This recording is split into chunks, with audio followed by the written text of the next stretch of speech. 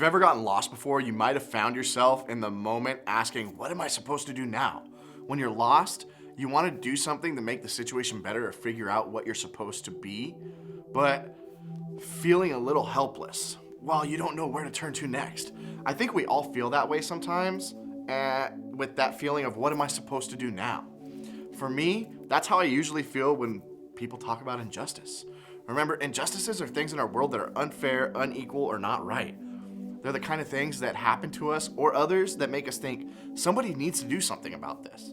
And as we've learned over the last few weeks, not only does God care about injustice, but He calls us to work with Him and help bring justice. He challenges us to do something about it, to be part of the work He's doing to make things right. And while that's all really cool and even an exciting challenge, I think if we're honest, it's also a little overwhelming. For starters, we may feel like there's not a lot we can do about injustices that we see in the world. The big problems like poverty, racism, hunger, unequal treatment of people, cruelty, and crime, well, those things just feel like a part of a never-ending battle against injustice. And trust me, I totally get it, because you're right. Standing up and doing something about injustice isn't easy. It's overwhelming. It is something that feels like somebody bigger or stronger or older or more powerful should be doing. It feels like something somebody needs to do something about, right? Well, here's what I want you to know today. You are somebody. And whether you realize it or not, I believe that you could be somebody to start doing something and keep doing something about injustices that you see and care about in the world around you. God calls us to a lifelong attitude of justice and continued action as we live out our faith. We might not be able to change everything, but we can keep doing something. Here are a few things that we can do. And one of them is use your voice. Speak up. Say something when you see it. Share about it on social media. Talk to friends about causes that you care about injustices that are moving you to act. Start a conversation with a teacher or an adult that can help you fight against it. God cares about others, and that's why we should too. Another thing that we can use is our influence. All of us have some sort of influence. Maybe you're popular at school. Maybe you're a leader on your team or in your small group. Maybe you have a younger sibling or neighbor who looks up to you. Whatever influences you have, use it to help others see the injustices that you care about. Use it to educate them. Use it to encourage others to act alongside you. Another thing you can use are your talents. God gives us gifts for a reason. I'm not telling you gotta quit your hobbies or basketball. You don't have to be a big personality or a strong speaker or a super smart student to act on injustice. Whatever talent you have, God can use it to shine a light on an issue and inspire others to act. Another is use your time. We're not talking about doing service projects or signing up to volunteer just a few times. Injustice is everywhere, and it will stay that way if we don't keep acting. Part of following Jesus is a commitment to do something and to continue to do something. So make the work against injustice more of a lifelong thing instead of a one-time thing. Because when it comes to injustice, never stop doing something. To help us out here, I want to talk about a guy named James. What's interesting about James is that he was actually the half-brother of Jesus, and James wanted to encourage and challenge people, and he did so by saying this.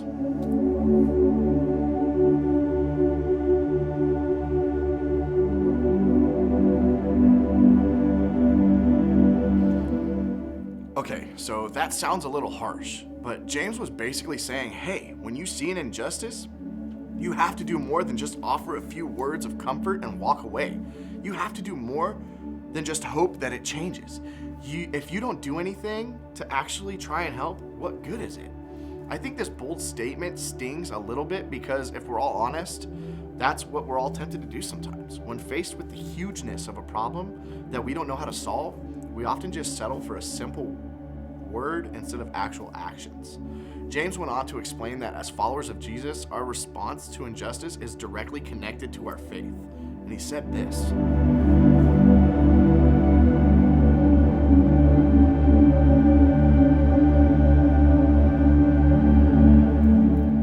James was saying here that our faith and our actions are connected.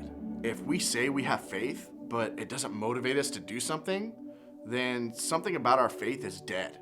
Something about our faith isn't quite right. Living a life of faith is about becoming more like Jesus, and when it came to injustice, Jesus always did something. Always. And he created you and me to be the somebodies to do something about it. Not to just talk about it, but to be about it, to act on it, to keep acting on it as a reflection of our faith in God who cares about injustice. Then others around us can see who God cares about. When it comes to injustice, never stop doing something. It may feel overwhelming, like our little actions won't have any effect on such a giant problem.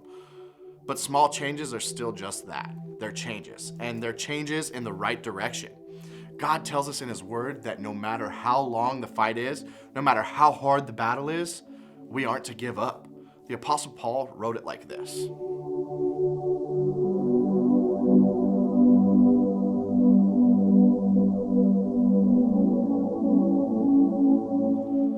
Don't get weary when you're doing good, Paul said. In other words, don't give up. Don't give in when the work gets hard. Instead, persevere. Keep working. Keep fighting. Even if you don't see any change at that moment, don't be discouraged. Don't grow weary. You are making a change. Some of that change might not happen right away. It may not be visible at first, but God is working in ways that you might not be able to see. So don't give up. Keep doing good to all people. When it comes to injustice, never stop doing something. Maybe you've never thought that God cares about injustice. Maybe you've never realized that it's out there and impacting the lives of people that you know. My prayer for each and every one of you is that your eyes will remain open to see the injustices in this world, that your heart would be moved to act, that you would stand with others so that they don't have to experience injustice alone, and that you would make injustice a cause you take up for the rest of your lives. Because I believe that you can be the generation that makes that kind of change that will last, the kind of change that makes this world a better place for all of us. I believe you are the generation who can do something. Can you imagine if everyone in this room chose to do something with their voice, their influence, their talent, and their time? If we chose to care about and keep fighting against the injustice that we see around us in this world, when I think about what could happen, I get excited about the change that could make this world better for everyone in it because of you.